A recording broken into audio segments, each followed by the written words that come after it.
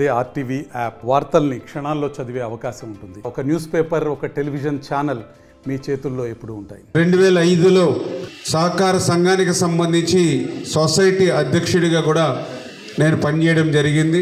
ఈవేళ సహకార సంఘంలోనిటువంటి ఉద్యోగస్తులు ఎవరైతే ఉన్నారో వాళ్ళకి సమయానికి జీతాలు అందనటువంటి పరిస్థితి ఉంది. ఒకవేళ జీతాలు అందినా కూడా అది చాలినటువంటి జీతాలతో సొసైటీల్లో పనిచేస్తూ ఉన్నటువంటి పరిస్థితి.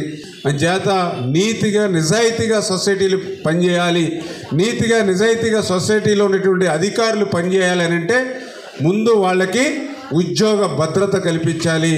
అందులో పనిచేసేటువంటి ఎంప్లాయీస్ ఎవరైతే ఉన్నారో వాళ్ళకి మినిమం మనం స్కేల్ ఇచ్చినట్లయితే వాళ్ళు కూడా బాధ్యతాయుతంగా పనిచేస్తారు, క్రమశిక్షణతో పనిచేస్తారు, రైతులకి మెరుగైన సేవలు అందిస్తారు. అందుకు సొసైటీలో ఆర్థికంగా సహకారం లేకపోతే ఏదైతే డీసీసీబీ, ఎందుకంటే ఈరోజు డీసీసీబీ లాభాల బాట నడుస్తూ ఉంది అంటే దానికి ఏదైతే సొసైటీలు పెద్ద ఎత్తున చేసేటువంటి వ్యాపారం.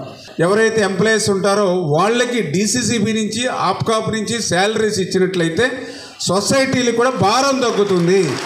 తద్వారా సొసైటీలకి భారం తగ్గడం అంటే రైతులకి భారం తగ్గుతుంది అనేటువంటి విషయాన్ని నేను ఆ రోజు స్పష్టంగా చెప్పాం.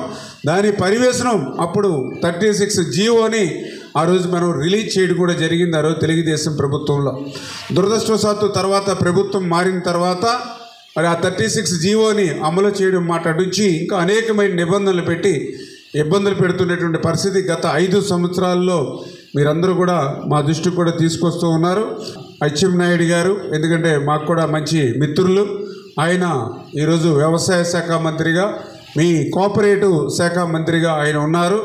ఎవరైతే లీడర్స్ ఎవరైతే ఉన్నారో ఒకసారి ఆయన అపాయింట్మెంట్ తీసుకుని ఒకసారి మీరు వస్తే నేను కూడా మిమ్మల్ని తీసుకుని ఆయనతో కూర్చోబెట్టి మీ సాధక బాధకాలన్నీ కూడా ఆయనతో చెప్పి మీ సమస్యకి సాధ్యమైనంత వరకు పరిష్కారం చూపడానికి, ఎందుకంటే ఇప్పుడు సొసైటీలన్నీ కూడా సహకార సంఘం అంతా కూడా నిర్వీర్యం అయిపోయిన పరిస్థితి గత 5 సంవత్సరాల్లో మేము చూస్తూ ఉన్నాం.